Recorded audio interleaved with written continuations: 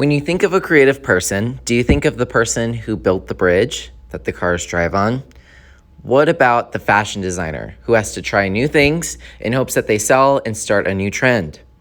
What about a football player who has to come up with a creative play so that he can outsmart the other team?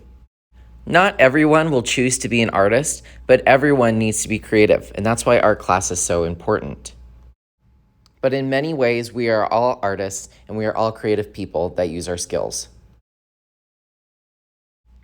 Sometimes the most creative moments happen when you have minimal supplies and minimal training. You have to think outside the box to create something awesome. We're going to start today with a creativity challenge. You're going to get a box like this. If you need to open it, you'll have to put the handles down first, like so, and then you can lift the top off. Do not eat these marshmallows. Look, do you see that I've touched all of them? And maybe I haven't washed my hands. What if I sneeze? Do you think it's a good idea to eat these marshmallows? Yeah, ew. No, don't do that. So you are going to somehow find a way to make this into a... All right, you have 1 minute to plan with your table. Only one person can assemble, so choose who's going to be the leader. If you are not the leader, you are going to respectfully help the leader put it together. You have 2 minutes to create your house. You may begin. So here's mine. You can kind of see I made a cube and then did more of a triangular prism on top, but I used the marshmallows as connectors. So maybe you thought of the same idea, or maybe you came up with your own idea. All right, so now you can take apart your sculpture. The marshmallows, since we touched them and I touched them, we're gonna throw them in the trash. The toothpicks though, those can go back inside the container, but go ahead and deassemble your building and throw all of the marshmallows that you used away. At this time, I'm gonna go ahead and put out your sketchbooks and a pencil. What I want you to do is obviously pick up your sketchbook. We are going to turn to page 7. And then, of course, if you got a pencil, you'll probably need to sharpen it. You can pick up the cup from the bin and sharpen your pencil over the cup. Give us a thumbs up when you're ready. Okay, so like we said, we are on drawing techniques. Number 7 is the page. We are going to be doing a drawing project for our first project together. You guys are going to be coming up with a house design. Just like you had to think outside the box to construct a 3D house out of marshmallows, sometimes you have to think outside the box to draw. So I'm going to show you some new and different ways. I want you to go ahead and choose either glue or scissors. We are going to draw one of those items. Go ahead and choose one and then put it on top of your sketchbook.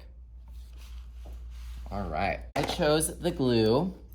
What you're gonna do is you're just gonna put it somewhere nearby so where you can see it, and I want you to draw the contour lines. We're gonna do this together. What I'm doing is I'm kind of taking what I see and thinking about what are the contour lines. I see that there's this piece right here and then it goes up, but there's also a lot of these little lines. I can draw any line that I can see. I can go around, I could do the sticker. You don't have to write any of the words. We're just thinking about the outside lines. So I'm going in. We're gonna take about 1 minute just to draw the contour lines. Give us a thumbs up when you're ready. Oh, you got those lines there. Now, let's do something a little bit different. Let's draw that same item, but only with scribbling. And then give us a thumbs up. All right, cross-hatching. So cross-hatching means just parallel lines. So it can be horizontal lines, vertical lines, diagonal lines, anything. But you can only use little tiny lines. So that would help for the ridges of the glue bottle, but then I have to think about how is the rest of the glue bottle gonna look. Isn't that interesting? You can draw the same thing with cross-hatching lines. Go ahead and give it a try. All right, for this next one, we are not gonna use anything to draw from, so you can go ahead and put your tool back, whether it be scissors or glue. We're gonna do something called blending. Blending is a drawing technique where you use color. You're gonna choose maybe 2 primaries or just 2 colors that are very different and give us a thumbs up. I'm gonna choose yellow and blue. So blending means that you put 2 colors right next to each other and maybe on top of each other in a way that blends. So I'm gonna take the lighter of 2 colors. In this case, it is yellow. Then I'm going to take my blue and do some blue right next to it. Then in the very middle, I'm gonna put that darker color over it. What did the blue turn into when I put it over the yellow? It turned into a green. So go ahead, what you're gonna do is you're gonna put a lighter color down, light in the middle, then put the dark in the middle. Go ahead and give it a try and see what kind of combinations you come up with. All right, almost there. You can turn the page. We are gonna draw what's called a spear. Notice it has a dark side and a light side. All right, now we're gonna do a little bit of shading. If you ever look at a spear, it looks like a circle, but then there's a little bit of shadow that tells you it's 3D. So we're gonna try that out. I want you just to draw a circle and give us a thumbs up. Now I want you to take the side of your pencil, if you can, and maybe put a little bit of shadow on one side. Just kind of choose either left or right and give it a little bit of shadow. Give us a thumbs up when you're ready. All right, now here's the fun part. Our finger's gonna get a little bit dirty. You're gonna take one finger, I just do my ring finger, and I'm gonna do little circles. Do you see how it's starting to look like real shadow? And then you can go back in, add some more shadow, make it darker. It's okay if you get outside the lines. I'm gonna go back in, use my finger, blend. I'm gonna go back in yet again and make that shadow even darker on the side. And it's starting to look real, isn't that cool? Go ahead and give it a try and then give us a thumbs up. All right, I hope your pencils are sharpened for this one. We're gonna do stippling. Stippling means dots. It's gonna be a little bit harder. All right, let me give it a try. So I'm gonna do dots all the way around. There is no lines on this one. Stippling is a form of drawing that does not have line. You're using those dotted lines. It does get darker all the way in the middle, so I'm gonna do some dots in the middle too. I forgot to mention, you could even add a shadow on the surface, or whatever your spear is on. And you can even do that over here as well if that helps it make it look a little bit more realistic. But go ahead and try stippling that very same spear and give us a thumbs up. We are going to just keep this page in mind because you're gonna need it, page 8. Now we're gonna go to our portfolio using our Chromebook, and then I'll show you where this is due. When you've opened your Chromebook, please go to 3rd grade art studio. Under classwork, you will find your portfolio. You'll see your art portfolio at the top. Just click it once, and then it should say first name, last name, art portfolio. Go ahead and open it. It should look something like this, and then give us a thumbs up. Once your portfolio is open, we need to go down to the very end of our intro to art. So that's gonna be slide 9. We're actually gonna finish up this unit today. You're gonna do a picture of your final work of art. So it's the final day. We're gonna include a photo of something in the room. So once you're on slide 9, give us a thumbs up. Okay, I know this sounds crazy. Go ahead and close your Chromebook so that you know when you open it again, it will be there.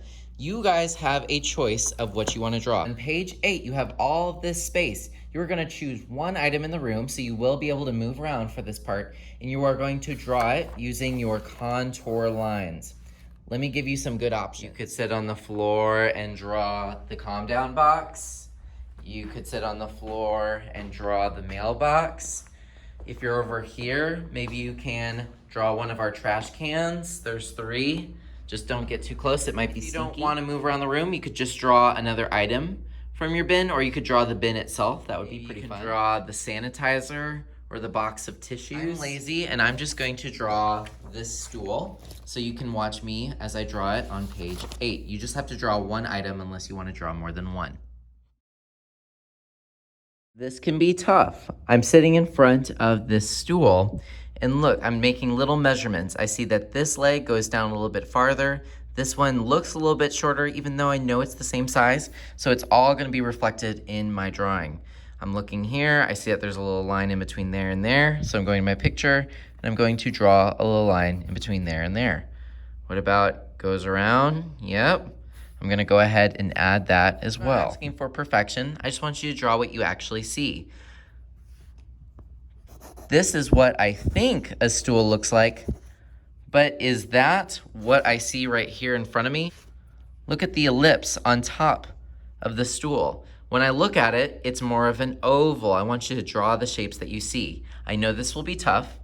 You can take as long as you need to draw whatever item. You are done. Take a picture for slide 9. This is what is due today for your grade. Press insert, image, camera, and then a photo of what your sketch looks like. Once you have your sketch, why don't you make it nice and big for me to see? And then if you're having trouble seeing it, did you know that there's an option where you can make it a little bit darker? If I go to Format Options and then Adjustments, I can actually adjust the contrast and make it a little bit darker. So as I'm clicking it, it's getting my lines darker and darker. Isn't that a little bit easier to see? So it's up to you if you want to adjust a little bit so I can see. Maybe change the background to a color that you like, so I know that you really thought about this. And that's all you need. Just a picture, adjust it so I can see it, and maybe change the background. Once you're done, you can do something on your Chromebook.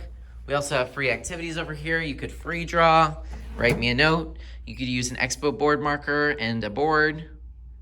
Paper towel can be an eraser. Origami paper, scrap paper, blocks, connector cubes. If you're gonna use one of these, use them on the carpet. We have shape puzzles and texture plates. Have fun, and I'm excited to see your drawings.